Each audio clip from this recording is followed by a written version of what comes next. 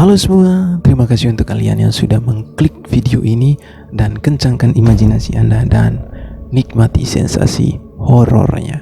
Pada kali ini kita akan lanjut membahas tentang kisah misteri penghuni asrama putri part 8. Seperti apa kisahnya? Nonton terus. Yang itu semakin menjadi-jadi. Melati sontak dibuat kaget oleh keberadaan si Mawar yang sudah ada di belakang. Di saat Melati melangkah menuju ke kamar mandi untuk mengecek apa yang telah terjadi di sana, sontak Melati terkaget ketika mendapati si Mawar yang penampilannya sangat menyeramkan di hadapannya. Mawar yang berdiri hampir sangat menyentuh si Melati, tidak mengangkat wajahnya. Ia tertunduk tertegun diam. Rambutnya yang acak berderayan menutupi sebagian mukanya sendiri. Melati pun langsung mendekati si Mawar. Ia mendapati tangannya dan kemudian mengajak si Mawar untuk kembali masuk ke dalam kamar untuk melanjutkan istirahat mereka. Namun di saat Melati menarik tangannya si Mawar, dan tangan si Mawar sangatlah dingin,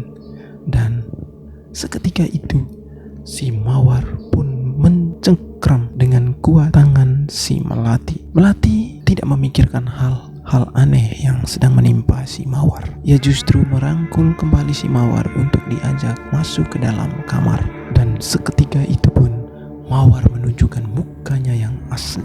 Ternyata Mawar sudah dikendalikan oleh sosok penghuni asrama tersebut. Mawar pun langsung mencekik si Melati dengan sangat kuat. Sepertinya ia ingin menghabisi Melati. Melati pun terus berusaha untuk melepaskan cekikan si Mawar. Namun itu sangat kuat. Di saat Mawar hendak ingin menghabisi nyawa si Melati, tiba-tiba lonceng alarm jam di dinding pun berbunyi. Sontak seketika itu Mawar pun kaget dan langsung menuju ke jam tersebut dengan melayang. Di saat itu Melati pun langsung lari menuju ke sekolah.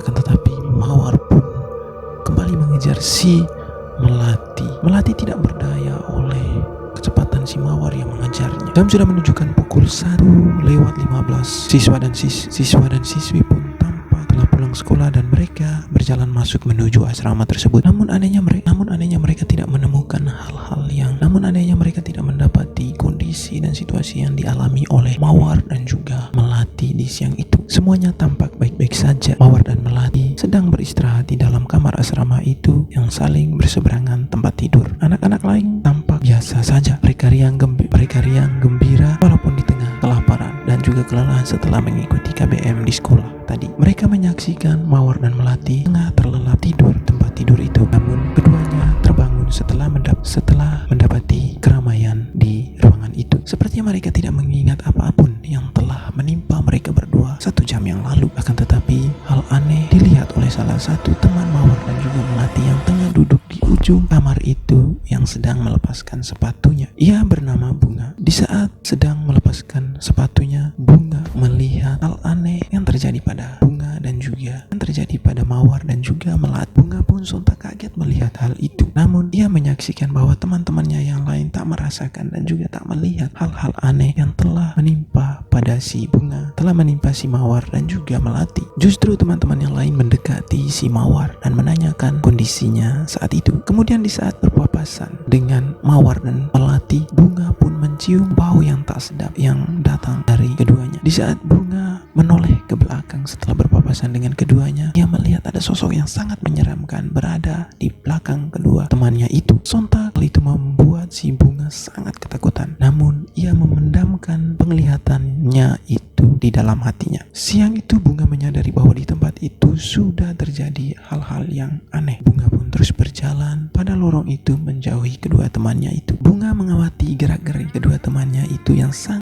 Bunga mengamati gerak-gerik si Mawar dan juga Melati yang tampak biasa-biasa saja, pun tidak menyadari ada sosok yang sedang mengikuti mereka berdua. Apa yang akan terjadi dengan si Bunga, si Mawar dan juga si Melati? Nantikan kisah horornya di part 9.